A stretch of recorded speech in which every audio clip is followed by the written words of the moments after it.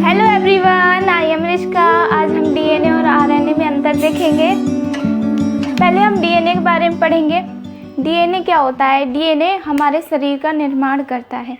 हमारे शरीर में एंजाइम हो, कार्बोहाइड्रेट हो, प्रोटीन हो, सबका निर्माण हमारे डीएनए से ही होता है। डीएनए कहाँ पाया जाता है? डीएनए केंद्रक में पाया जाता है। ठीक है। डीएनए में डीऑक्सीराइबोन्यूक्लिक एसिड होता है। इसमें प्यूरीन और पिरिमिडीन दो नाइट्रोजन क्षार होते हैं। इसमें प्यूरीन और पिरिमिडीन दो नाइट्रोजन क्षार होते हैं। प्यूरीन में आता है ग्वानीन और एक आता है इसमें एडनिन। ग्वानीन को G से प्रदर्शित करते हैं और इसको A से। और पिरिमिडीन में कौन कौन आता है? पिरिमिडीन में आता है साइटोसिन,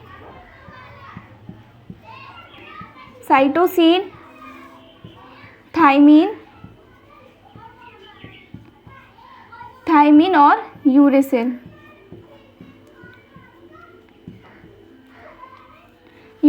इसको C से प्रदर्शित करते हैं, इसको T से और इसको U से। अब डीएनए में कौन कौन से पाए जाते हैं? डीएनए में ग्वानीन, एडनिन, साइटोसिन और थायमीन पाया जाता है। अगर यूरेसिल पाया जाएगा तो वो आरएनए हो जाता है। थायमीन की जगह पर यूरेसिल पाया जाएगा तो वो आरएनए हो जाएगा। और इसमें एडनिन जो होता है डबल बॉन्ड के साथ थायमीन से जुड़ता है और साइटोसिन जो होता है वो ट्रिपल बॉन्ड से ग्वानीन से जुड़ता है। ठीक है। अब ये किस तरह से डीएनए में लगे होते हैं हम अब उसको देखेंगे। डीएनए का स्ट्रक्चर कुछ इस तरीके से होता है।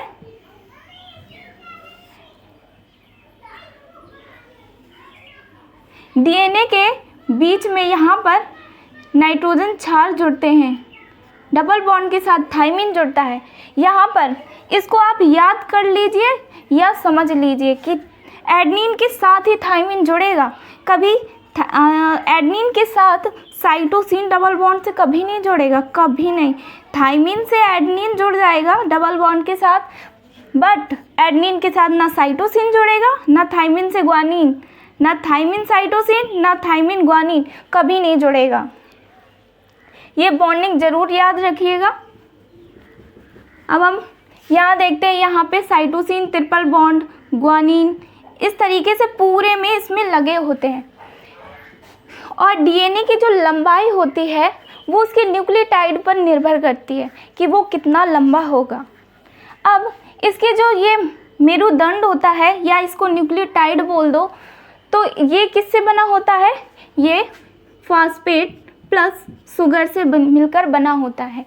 इसमें जो ये फॉस्फेट की उपस्थिति होती है ना, इसी की वजह से डीएनए जो होता है वो ऋणात्मक होता है और इसमें अम्लीयता फॉस्फेट समूह की उपस्थिति की वजह से आती है। ठीक है। अब एक और देख लेते हैं इसका स्ट्रक्चर। इसका एक स्ट्रक्चर कुछ इस तरीके का होता है।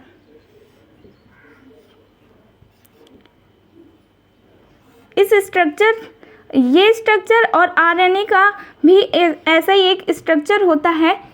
इन दोनों से भी अंतर हमें पता चलता है।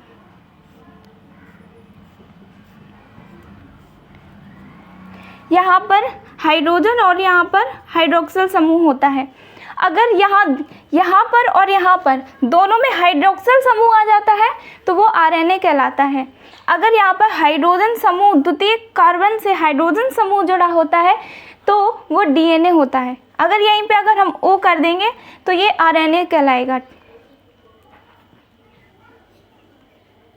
डीएनए कहाँ पाया जाता है? डीएनए केंद्रक में पाया जाता है। ठीक है। अब हम पढ़ते हैं आरएनए के बारे में। आरएनए जो होता है वो सिंगल स्टैंडर्ड होता है।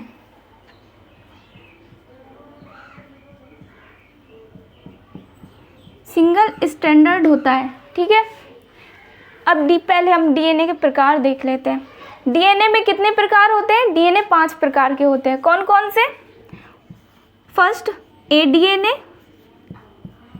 ए DNA, second B DNA, third C DNA, fourth D DNA,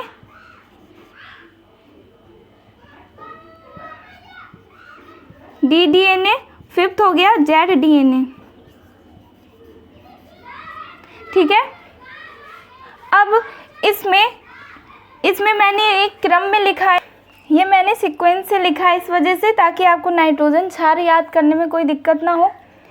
ए में 11 नाइट्रोजन क्षार होते हैं, बी में 10, सी डीएनए में 9, डी डीएनए में 8 होते हैं, जेड में 12 होते हैं।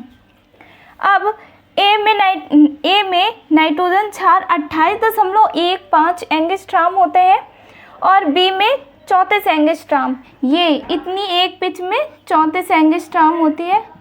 ये डीएनए पैकेजिंग जब आप पढ़ेंगे ना तब उसमें समझ में आएगा। ये उसमें उसकी लंबाई निकालने के लिए यूज़ किया जाता है। सी डीएनए में 31 एंगस्ट्रॉम होता है, इसमें 19 इसका व्यास होता है। ये ज़रूर याद कर लेना आप इसको, ठीक है। अब डी डीएनए में अभी भी खोजा नहीं गया, पता नहीं, हमको भी पता नहीं। जेड डीएनए में 45 इसमें नाइट्रोजन क्षार पाए जाते हैं, 45 एंगस्ट्रॉम। अब ये आप इसको सीक्वेंस से अच्छे से याद कर लेना। अब हम आते हैं आरएनए के बारे में। आरएनए सिंगल स्टैंडर्ड होता है। आरएनए कहाँ पाया जाता है? केंद्रक। ये रहा हमारा केंद्रक, यहाँ केंद्रक द्रव में आरएनए पाया जाता है, ठीक है। यहाँ पर ये सिंगल स्टैंडर्ड होता है। इसमें प्यूरीन और प्रीमिडीन जो होता है वो इसमें समान नहीं होता है। डीएनए में प्यूरीन और प्रीमिडीन का अनुपात समान होता है। अब आरएनए का कार्य क्या होता है? ये प्रोटीन संश्लेषण करता है। प्रोटीन संश्लेषण, आरएनए कितने प्रकार के होते हैं? आरएनए 3 प्रकार के होते हैं। कौन कौन? एमआरएनए, सेकेंड टीआरएनए और थर्ड आरआरएनए। एमआरएनए क्या करता है? पहले तो प्रोटीन संश्लेषण। प्रोटीन किससे मिलकर बना होता है? प्रोटीन अमीनो अम्ल से मिलकर बना होता है। अब अमीनो अम्ल कितने होते हैं? 20 प्रकार के अमीनो अम्ल हमारे शरीर में पाए जाते हैं। तो 10 प्रकार के पहले हमारी कोशिकाएं बना लेती हैं और 10 प्रकार की हमको बाहर से प्राप्त करना होता है। तो 10 प्रकार के जो हमारे अंदर पाए जाते हैं, हमारी कोशिकाएं बनाती हैं, उसको हम अनावश्यक बोलते हैं। अनावश्यक अमीनो अम्ल होता है और जो हम बाहर से प्राप्त करते हैं उन्हें हम उसे आवश्यक बोलते हैं। अब जो बाहर से आते हैं अमीनो अम्ल हम भोजन द्वारा ग्रहण करते हैं, तो उसमें जो अमीनो अम्ल होते हैं ये एमआरएनए उनको देखते हैं ऐसे कि आ रहा है, वो आ रहा है। एक को पकड़ लेगा, एक को पकड़ के ले जाएगा तो बाकी छूट जाएगा ना। तो फिर ये क्या करता है, वहाँ बैठकर सारे जितने अमीनो अम्ल 10 आते हैं 10 को ले लेगा। फिर ये टीआरएनए को दे देता है। अब टीआरएनए ले जाके सीधे एमआरएनए को देगा। एमआरएनए राइबोसोम के साथ मिलकर अमीनो अम्ल का निर्माण कर लेता है, प्रोटीन का निर्माण कर लेता है। ऐसे ये प्रोसेस चलती रहती है। तो ये था एमआरएनए के बारे में। जैसे ये मैंने डीएनए में स्ट्रक्चर बताया है, इसमें भी ये स्ट्रक्चर होता है। कैसे? सी इसके यहाँ पर सेकेंडरी कार्बन और थर्ड कार्बन पर हाइड्रोक्सिल समूह होता है। यहीं से आप अंतर निकाल सकते हैं डीएनए और आरएनए में। डीएनए में डीऑक्सीराइबोन्यूक्लिक एसिड होता है, आरएनए में राइबोन्यूक्लिक एसिड होता है। और डीएनए में प्यूरीन और प्रीमिडीन समान अनुपात होता है, इसमें प्यूरीन और प्रीमिडीन का अनुपात समान नहीं होता है। अब इसमें इसमें डीएनए में नाइट्रोजन क्षार ग्वानिन, एडनिन, साइटोसिन, थाइमिन पाया जाता है और इसमें एडनिन, ग्वानिन, साइटोसिन और इसमें थाइमिन की जगह यूरिसिल पाया जाता है। ये केंद्रक में पाया जाता है, ये कोशिका द्रव में। इस तरह से आप इन दोनों में अंतर स्पष्ट कर सकते हैं। सो ये था डीएनए आरएनए के बारे में है। अब हम आपको कौन से टॉपिक पे वीडियो चाहिए कमेंट करके ज़रूर बताइएगा।